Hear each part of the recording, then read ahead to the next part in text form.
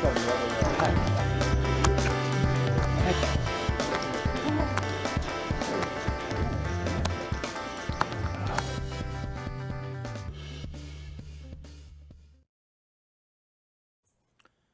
what's up, everyone? Welcome back to another poker vlog. This is Lum for Cards. This weekend, I went to Reno and played some poker at the Peppermill Reno Spa Resorts, or whatever you call it. And it's the first time I've actually been to this Peppermill poker room. I've been to Peppermill many times for poker tournaments when they have the Reno Run It Up. I play the tournaments there, but I never actually played the cash games here.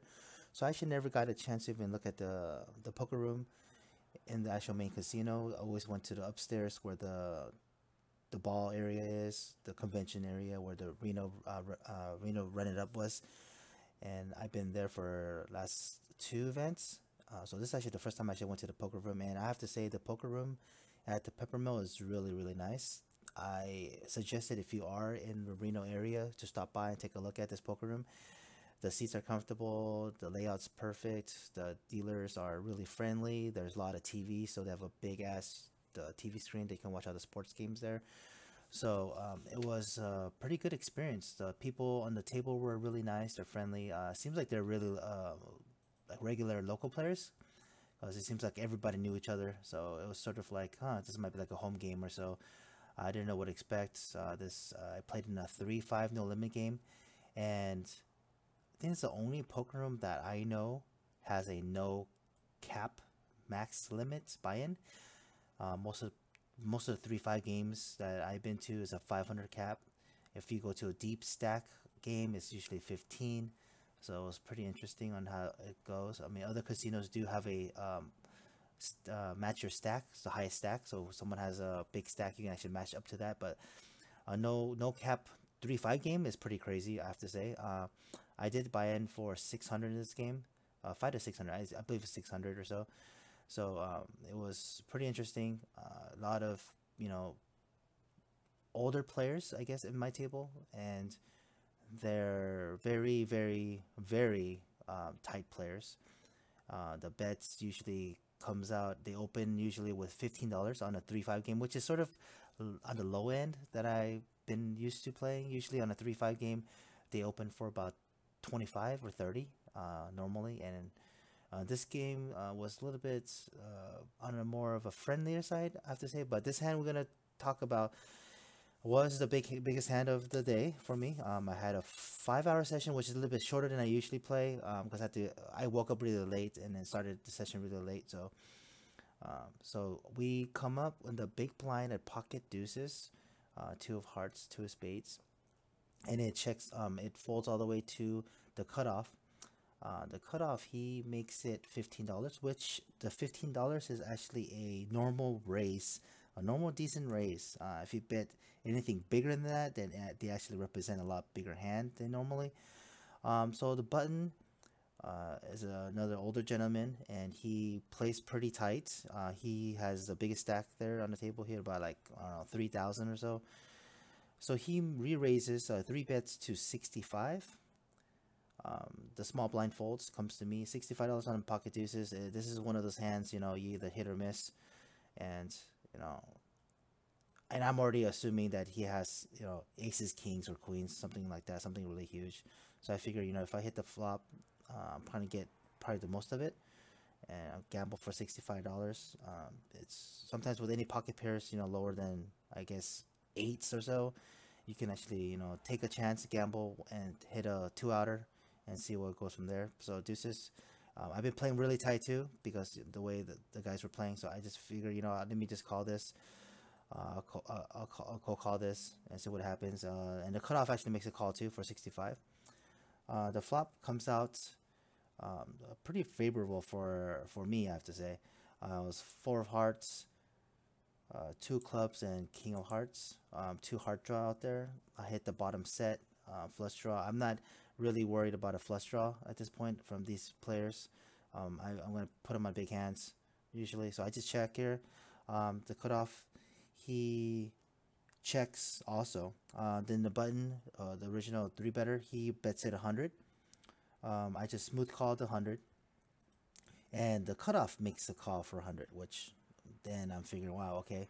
So the cutoff, I'm not sure where the cutoff's at. So he might be at a flush draw or something like that. I couldn't really tell. Like, at this point, I didn't really get to know how he was playing. So figured, you know what? Let's see what the turn happens, and then from here, this is what I'm gonna make my move. The turn comes a king of clubs. Now there is a whole bunch of funny things that could be happening here. There's a backdoor flush draw.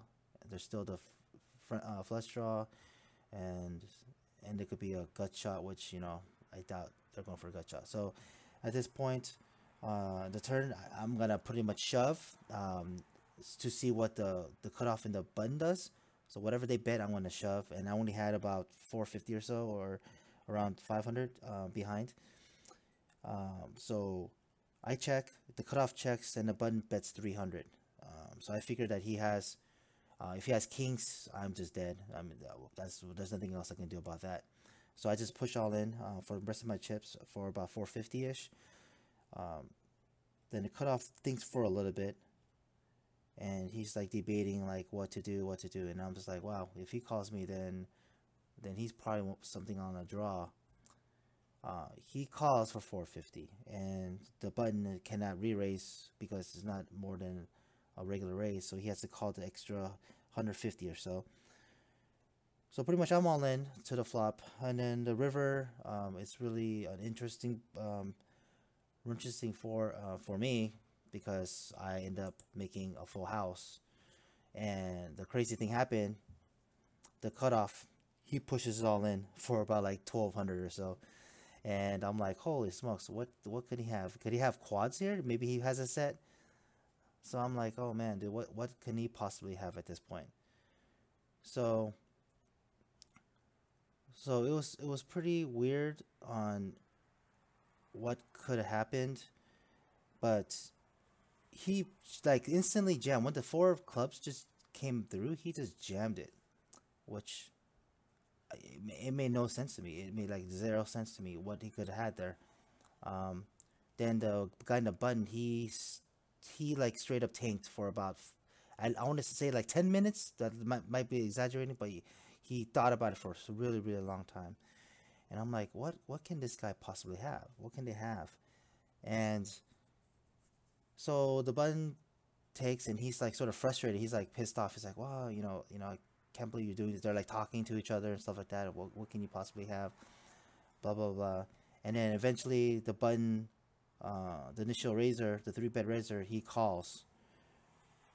So he straight up turns over pocket aces, which okay, that's what he had.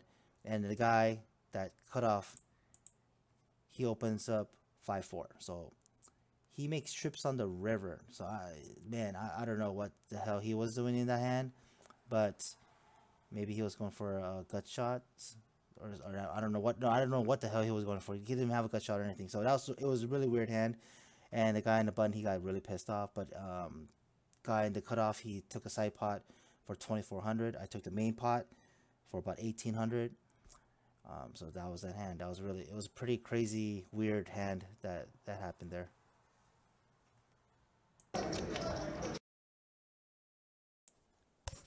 All right.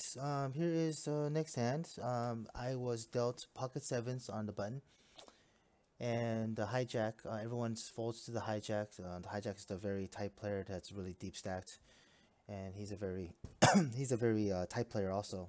Semi tight aggressive, I have to say. Um, I'm not sure about tight aggressive, but he's I don't know what's the word between tight aggressive and a little bit less aggressive.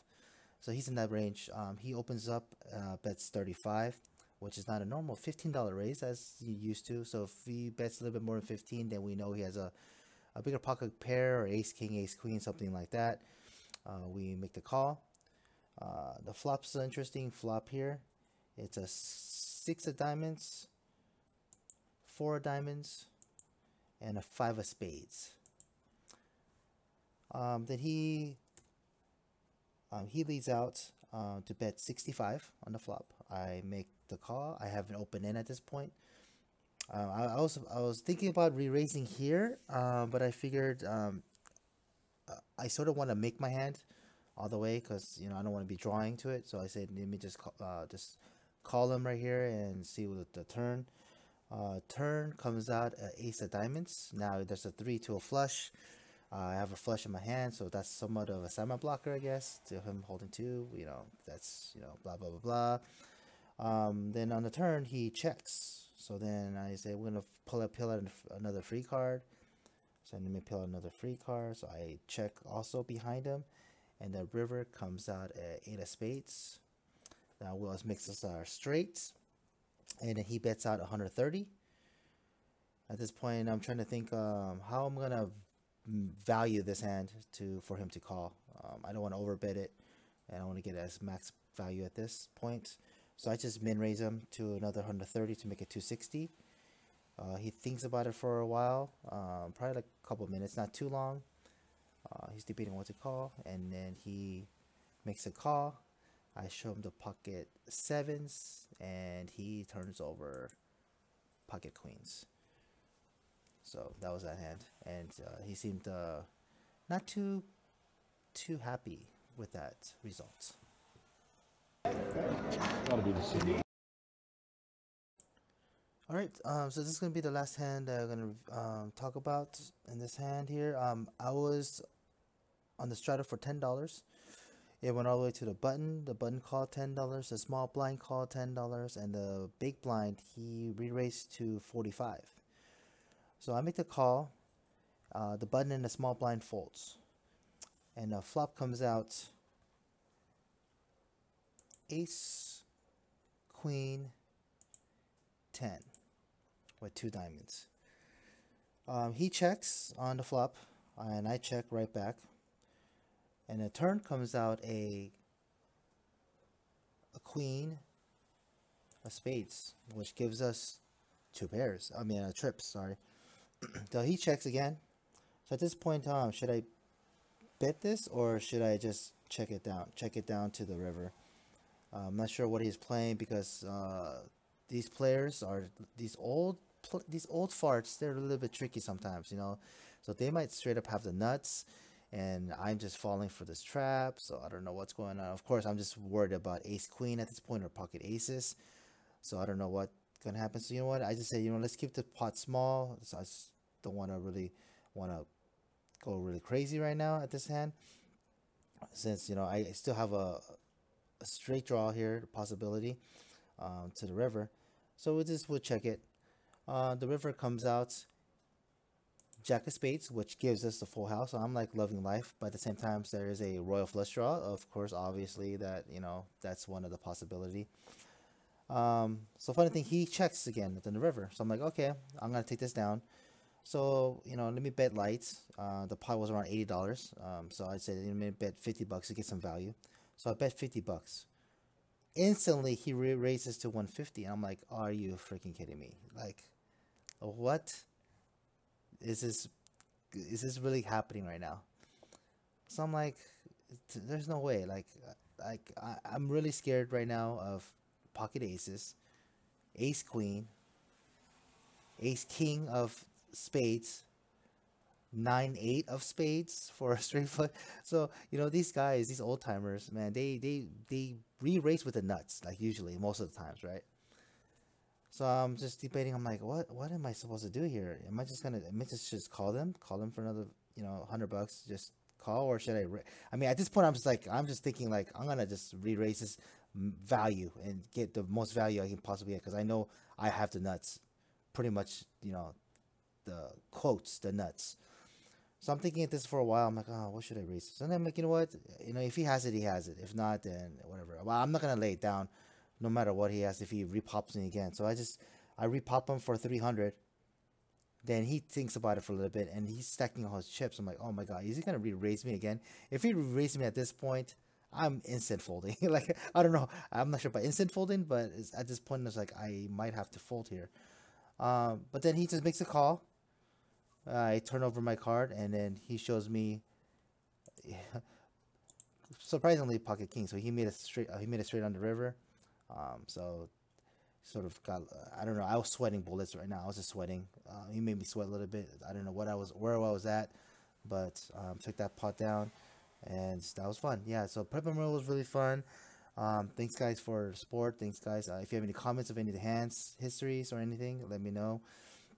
I will be going to Vegas for the weekend for Christmas, so I'll be playing at a lot more casinos at Vegas and the poker rooms there. I'm trying to hit up as many as possible and try to do some more vlogs there and give you more, I guess, better content. I guess sometimes some people saying this might be just a little bit boring about poker hand history, but poker vlog. I don't know what you want me to do. Be like Trooper or something, just like drink Starbucks and stuff and not talk about poker. I don't know. I don't know what you guys want to do. If you want to give me some comments, some thoughts, let me know, and I can try to make make a little bit more interesting, more fun. All right, guys, appreciate it. Thanks for watching. Make sure you follow me on all my social media. I have Twitter, Facebook, and Snapchat. They're all Loan for Cards. So hit me up. All right, guys. Peace out.